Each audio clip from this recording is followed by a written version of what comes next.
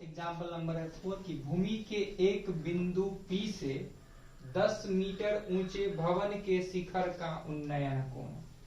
तो भूमि के एक बिंदु से बोला जा रहा है, मान लो ये एक भूमि है, मान लो ये एक भूमि है, ठीक है। भूमि के एक बिंदु P से, मान लो यह भूमि का एक बिंदु P है, P से 10 मीटर ऊंचा भवन है, एक 10 मीटर ऊंचा एक भवन है, यह 10 मीटर ऊंचा एक भवन है यहाँ पे, ठीक है। ये घर है जो कि 10 मीटर ऊंचा घर है, ठीक है। एक घर है 10 मीटर ऊंचा के शिखर का बात कर रहा है उन्नयन कोण। यहां से इसके शिखर को देख रहा है तो उन्नयन कोण बन रहा है 30 डिग्री का, ठीक है। भवन के शिखर पर एक ध्वज लहरा रहा है, भवन के शिखर पर एक झंडा लहरा रहा है, ठीक है, एक झंडा लहरा रहा है। अब बोला जा रहा है और P से जब हम ध्वज के शिखर को देख रहे हैं, जब P से हम ध्वज के शिखर को देख रहे हैं, मान लो ध्वज का शिखर है, तो एंगल ऑफ एलिवेशन जो बन रहा है 45, तो एंगल जो बन रहा है यह बन रहा है 45 डिग्री का। तो पूछा जा रहा है क्वेश्चन में ध्वज दंड, यानी कि ध्वज में जो लगा हुआ, झंडा में जो लगा हुआ डंडा है, उस डंडे की लंबाई क्या होगी और P बिंदु से भवन के बीच की दूरी क्या होगी, हमें ये निकालना है। बहुत आसान क्वेश्चन है। यह ध्वज के दंड की लंबाई h मीटर हम लोग मान लेते हैं। अब देखो यहाँ पर दो राइट एंगल ट्रायंगल फॉर्म हो रहा है, बन रहा है, ध्यान से देखना। एक छोटा राइट एंगल ट्रायंगल, एक बड़ा सा राइट एंगल ट्रायंगल। ये दोनों राइट एंगल ट्रायंगल में चलेंगे, बना देंगे आराम से। चलो इस भवन का नाम दे देते हैं हम लोग, AB भवन है, और इसका नाम दे देते हैं हम लोग Q मान लेते हैं, Q मान लेते हैं, ठीक है।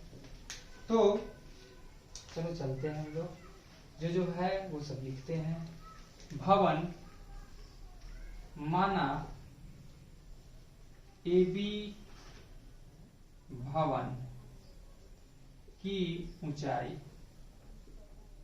AB भवन की ऊंचाई बराबर है 10 मीटर, क्या है 10 मीटर, और AQ ध्वज दंड, ध्वज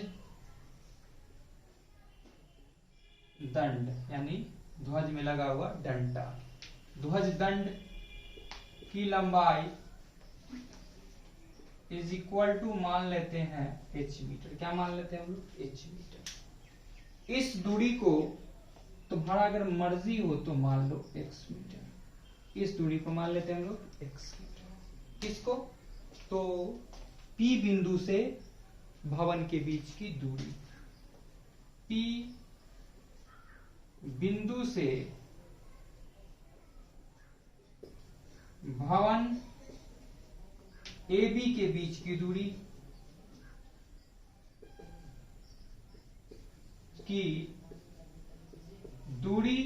is equal to x meter हम लोग मान लिए हैं, x मीटर मान लिए हैं, ठीक है। और बिंदु P से लिख देते हैं, बिंदु P से भवन के शिखर का उन्नयन कोण, शिखर का उन्नयन कोण, ध्यान समझना। बिंदु P से भवन के शिखर का उन्नयन कोण बन रहा है 30 डिग्री, उन्नयन कोण बन रहा है कितना, 30 डिग्री, ठीक है। अर्थात इस कोण को क्या नाम दे, तो नाम देंगे APB, कोण APB इज इक्वल टू है 30 डिग्री। जबकि बिंदु P से भवन पे लगे ध्वज, भवन पर लगे ध्वज के शिखर का उन्नयन कोण, ध्वज के शिखर का उन्नयन कोण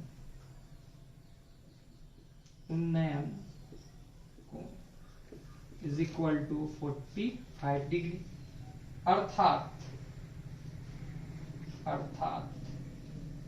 कोण QPB is equal to 45 degree.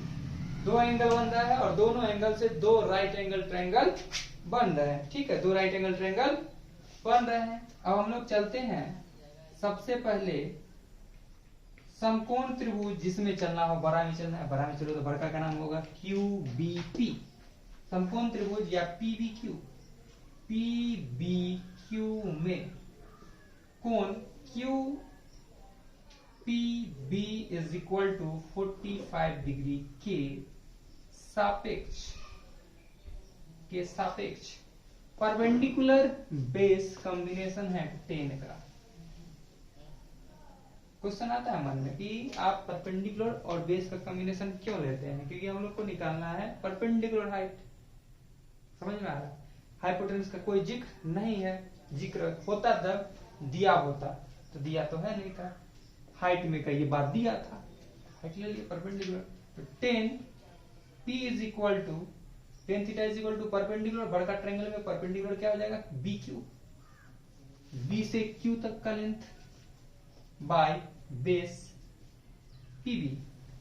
जबकि 10 P का वैल्यू है 45 डिग्री इज इक्वल टू BQ को क्या लिख सकते हैं हम लोग? BQ को लिख सकते हैं QA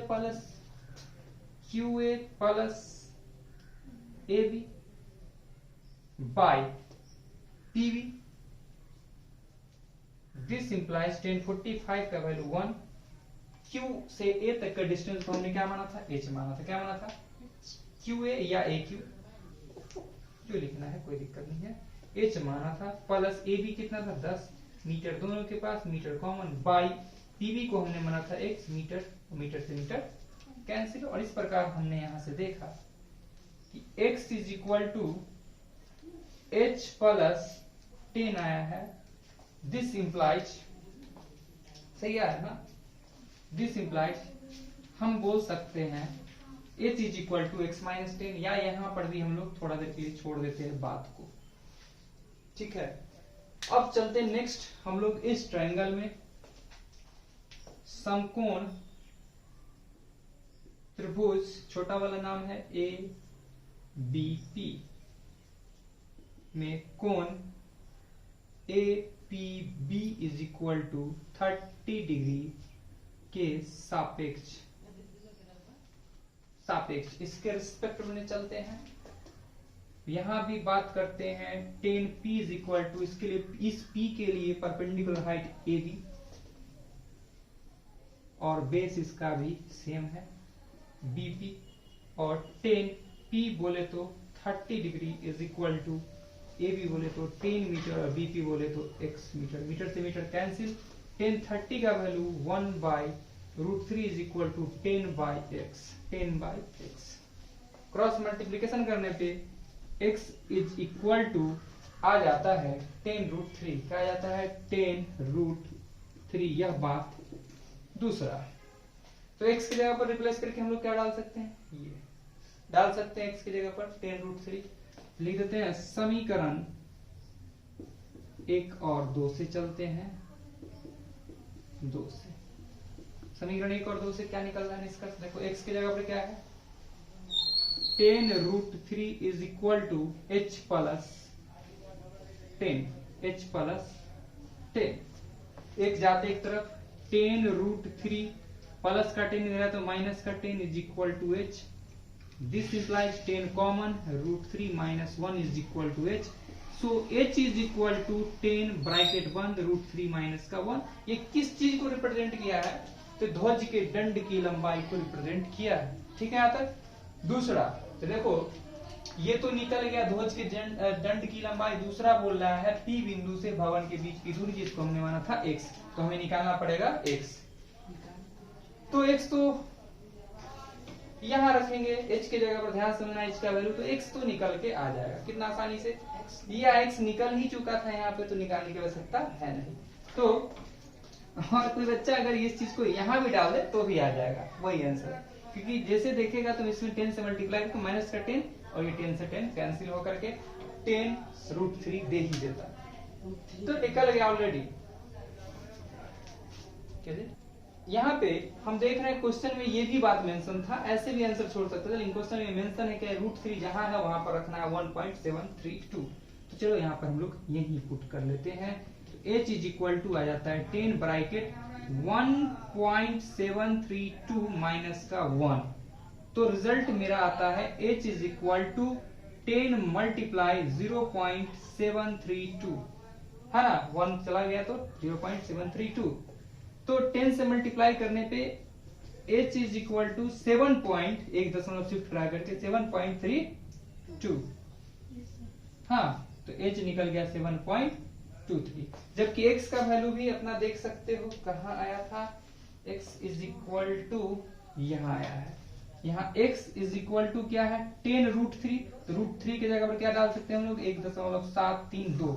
10 से मल्टीप्लाई करेंगे तो x इज इक्वल टू क्या आ गया, हाँ 17.32 क्या निकल गया, ये दोनों के बीच की दूरी। तो हम लास्ट में लिखेंगे अतः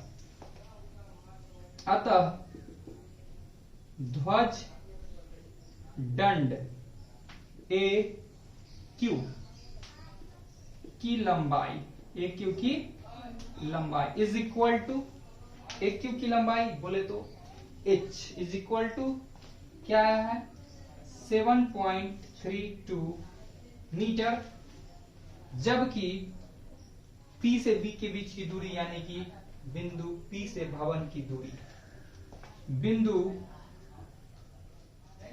P से भवन की दूरी इज इक्वल टू, भवन की दूरी इज इक्वल टू x, और x बराबर क्या है 17.32 और मीटर। यही फाइनल आंसर है। चलिए इसको कर